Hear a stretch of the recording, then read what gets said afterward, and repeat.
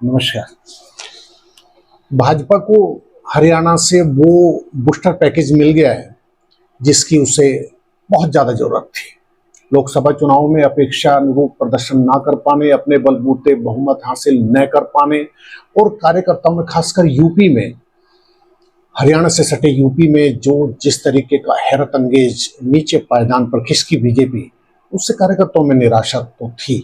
और उस पर हरियाणा के चुनाव से पहले एग्जिट पोल तमाम के तमाम बीजेपी के अगेंस्ट थे, 25 से 30, कांग्रेस अबाउ 50।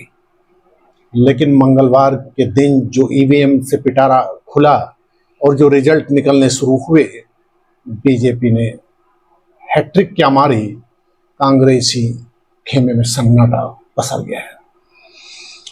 समझ नहीं आ रहा है कांग्रेस को कि ये बाउंसर किधर से गई, कैसे डक करें, कैसे हुक करें, समझ में कुछ नहीं आ रहा है। बहुत करीब से सत्ता निकली है हाथ से। 10 साल बाद सत्ता का सूखा खत्म होने के बिल्कुल करीब कांग्रेस जाके उसके सफीना डूबा है। अब देखिए, 48 सीटें अपने बलबूते एक तरीके से हरियाणा में बहुमत हासिल कर लिया है और अब किसी की बैसाखी की जरूरत नहीं है बीजेपी को। सबसे बड़ी बात जो है, पिछली बार 2019 में जेजेपी को 10 सीटें मिली थी,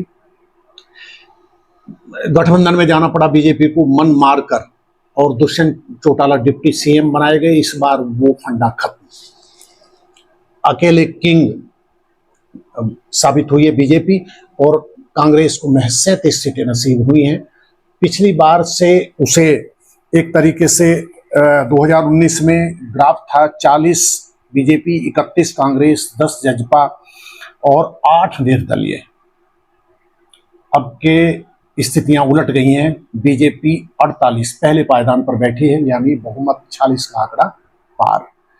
ना त्रिशंकु सरकार की आशंका न को, ये पब्लिक का ठीक फैसला है। यदि देखा जाए एक दूसरे तस्वीर के रूप से, पार्टी लेवल से ऊपर उठकर कि सीधे फैसला आया जनादेश कि नहीं, तुम किंग हो, तुमसे अपेक्षाएं, तुम्हें देखेंगे, परखेंगे, फिर परखेंगे। हैट्रिक लगाई है और पिछले 5 दशकों में इतिहास रचा है बीजेपी ने कि तीसरी बार सरकार, सत्ता विरोधी लहर, और उस पर कांग्रेस के लिए बहुत बढ़िया मौका था। अब देखिए, उन्होंने 3 मुद्दे, किसान, जवान और पहलवान, तीनों बड़े मुद्दे थे। अग्निवीर से जुड़ा हुआ था, किसान आंदोलन था, पहलवानों का जंतर मंतर से यौन तथाकथित यौन शोषण के मामले को लेकर विनेश फोगाट जुलाना में उतरी भी। लेकिन जो ग्राउंड लेवल पर बीजेपी ने मेहनत की है, उसने कांग्रेस के रणनीतिकारों की पोल खोल के रख दी है। कांग्रेस ओवर कॉन्फिडेंस के सफर पर, पायदान पर ऐसी चढ़ी कि ठीक जैसे कमलनाथ ने मध्य प्रदेश में कश्ती डुबोई, इसी तरह सोनिया के एक ओर से सालार भूपेंद्र सिंह हुड्डा हिटविकेट हो गए। हिटविकेट हुए हैं भूपेंद्र हुड्डा। कांग्रेस ने पूरी आजादी दी हुड्डा को, वो शिकायत नहीं कर सकते थे। कांग्रेस ने हरियाणा में भूपेंद्र से शुरू, उनके बेटे दीपेंद्र पर खत्म। और कयास भी एक दिन पहले तक ये थे कि जैसे एग्जिट पोल ने बताया था, सातों के सातों में कांग्रेस जीत रही है, जीत नहीं रही है, सरकार बना रही है। यहां तक हुआ भूपेंद्र दिल्ली रवाना हो गए और ये भी कयास थे कि यदि शैलजा ने पेच अटकाया, यदि रोड़ा अटकाया, तो दीपेंद्र को सीएम बना, यानी सीएम तक की ताजपोशी के सारा सब कुछ मामला हो चुका था। लेकिन ये जो पब्लिक है ना, इसके मन को कोई नहीं जानता। कांग्रेस हवाई बैटिंग करती रही और बीजेपी ने बहुत ही सुनियोजित रणनीतिक तरीके से जाट और गैर जाट में चुनाव को तब्दील कर दिया। देखिए, आप 6 महीने पहले वो खट्टर को, मोदी के प्रिय खट्टर को कुर्सी से उतारते हैं, नायब सैनी को लाते हैं। खट्टर के करीबी हैं, सब खट्टर की सहमति रही, लेकिन लो प्रोफाइल। और आप देखेंगे कि इस जीत के पीछे नायब सैनी नायाब साबित हो गए। उन्होंने खुद की सीट निकाली, 56 दिनों में 100 फैसले लिए उन्होंने, और उसको पब्लिक तक पहुंचाने में बूथ मैनेजमेंट के मास्टर, संघ से बड़ा बूथ मैनेजमेंट का मास्टर कोई नहीं, उसके समर्पित कार्यकर्ताओं ने मैसेज कन्वे किया पब्लिक तक। धर्मेंद्र प्रधान पर्दे के पीछे के नायक हैं और नायब सैनी पर्दे के आगे के। वो फ्रंट पे खेले हैं तो आरएसएस धर्मेंद्र प्रधान जो चुनाव प्रभारी थे। और बाकी एक दूसरी बड़ी बात कि यूपी में बीजेपी की हार की सबसे बड़ी वजह अंतरकल है और आरएसएस कार्यकर्ताओं की उदासीनता। बीजेपी ने इसी से सबक लिया, आरएसएस को सक्रिय किया, उत्साह से लबरेज किया और फिर जो रिजल्ट आया आप देखिए। शहरी क्षेत्रों में बीजेपी फिर पहली पसंद साबित हुई, 14 सीटें जीती हैं। जाट लैंड में 6 सीटें जीत गए हैं वो। यानी किसान आंदोलन की और जो विनेश को जुलाना तक सीमित कर दिया वो जीत गई हैं। उन्हें पूरे हरियाणा में चेहरा बनाना चाहिए था, नहीं बन पाए और सीधे सीधे एक तरीके से कोड़ में खाज शैलजा की तथाकथित नाराजगी वो बीच में चुनाव प्रचार से विमुख हो गई। राहुल को मंच पर लाना पड़ा और काट बहुत कोशिश की कांग्रेस ने। ऐसा नहीं है कांग्रेस ने कि राहुल की आक्रामकता रही, लेकिन खटाखट फटाफट जब ईवीएम खुले तो रिवर्स हो गई। खटाखट फटाफट जो है सीटें बीजेपी के हिस्से में आई और कांग्रेस को पछतावा होगा। रणनीतिकार देखेंगे कि कितनी छोटी चूकों ने उन्हें 10 साल के सूखे की तरफ फिर अग्रसर कर दिया। 6 सीटें कांग्रेस की ऐसी हैं जो वो 400 से 1000 के बीच के मार्जिन से हारे। 37 मिली है, 37 और 6, अब देखिए गणित 46 यानी बहुमत के करीब। निर्दलियों की पिछली बार निर्दलीय 8 जीते थे, इस बार सावित्री जिंदल समेत से 3 जीते हैं। और हरियाणा की पब्लिक ने एक तरीके से चौटाला परिवार को तो आईना दिखा दिया है। कब तक आप निजी स्वार्थों में, कब तक आप सिर्फ और सिर्फ अपने स्वार्थों की सियासत करते रहेंगे। पब्लिक को आपने हाशिए पर खिसका दिया तो इस बार पब्लिक ने सिर्फ अर्जुन चौटाला जीते हैं। बाकी अभय चौटाला जैसे दिग्गज को मात मिली है। रानिया से रणजीत चौटाला, देवीलाल के एक और बेटे हैं, वो हारे हैं। और सबसे बुरी गत बनी है दुष्यंत चौटाला की। 2019 में वो किंग मेकर थे। इस बार पब्लिक ने दिखाया कि यदि उम्मीदों पे खरे नहीं उतरोगे और सिर्फ अपने से शुरू और अपने पे खत्म होगे तो तुम्हें ऐसे खत्म पब्लिक कर सकती है। जज्बा सिफर, उसका सफर सिफर पर खत्म हुआ है। चौटाला परिवार को बड़ा झटका। और रही बात एक और किरदार की जिसका जिक्र करना लाजमी होगा, अरविंद केजरीवाल। कांग्रेस ओवर कॉन्फिडेंस के रथ पर ऐसी सवार हुई कि उसने केजरीवाल को नाना करते नाई कर दिया।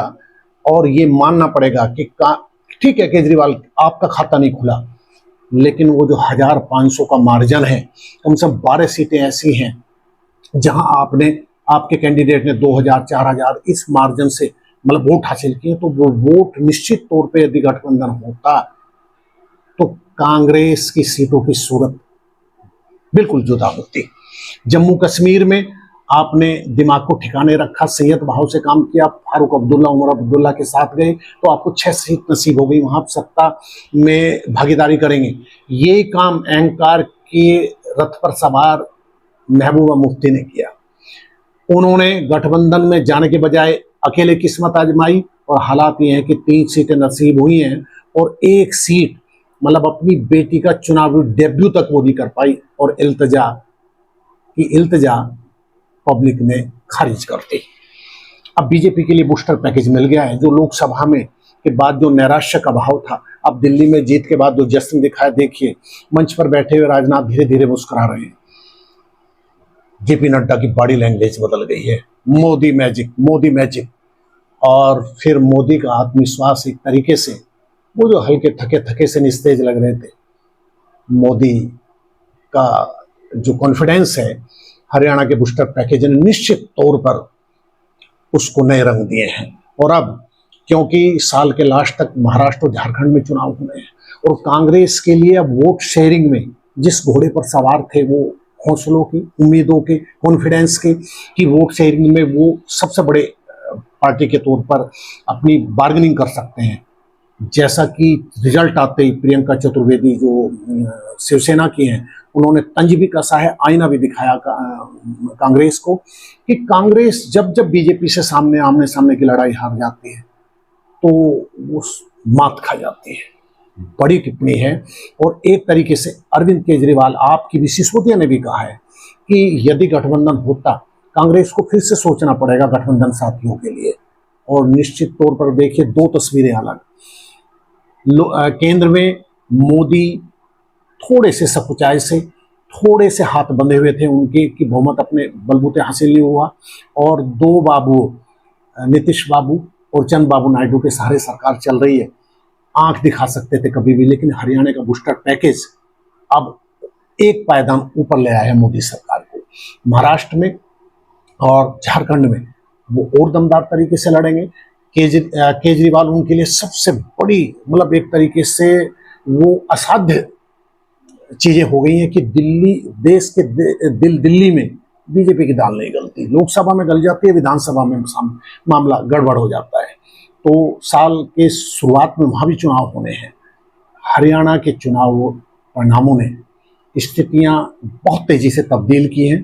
कांग्रेस को फिर सबक कि वन मैन शो ले डूबता है, ठीक जैसे कमलनाथ दांव लगाकर आपने मध्य प्रदेश गंवाया, इसी तरह हुड्डा पे शुरू और बाप और बेटे तक सीमित रख के आपने हरियाणा भी गंवा दिया। बहुत बड़ी संभावनाओं का खत्म हो जाना है, साहिल के करीब जाके डूब जाने जैसा। और बीजेपी ने दिखाया बूथ मैनेजमेंट में उसका कोई जोड़ नहीं।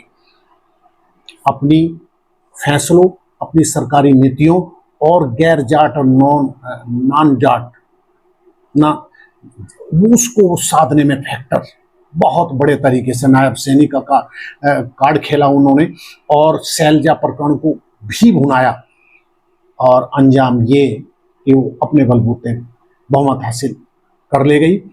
हैट्रिक लगाई है, सत्तासीन हुए हैं, फिर उस सत्ता विरोधी लहर को उन्होंने आईना दिखाया है।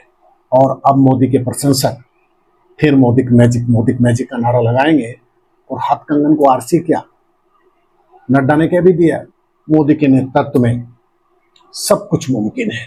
अब देखते हैं अब अगला सफर महाराष्ट्र और झारखंड का, और उसके बाद अगला दिल्ली। देखते हैं किस तरह समीकरण करवट लेते हैं।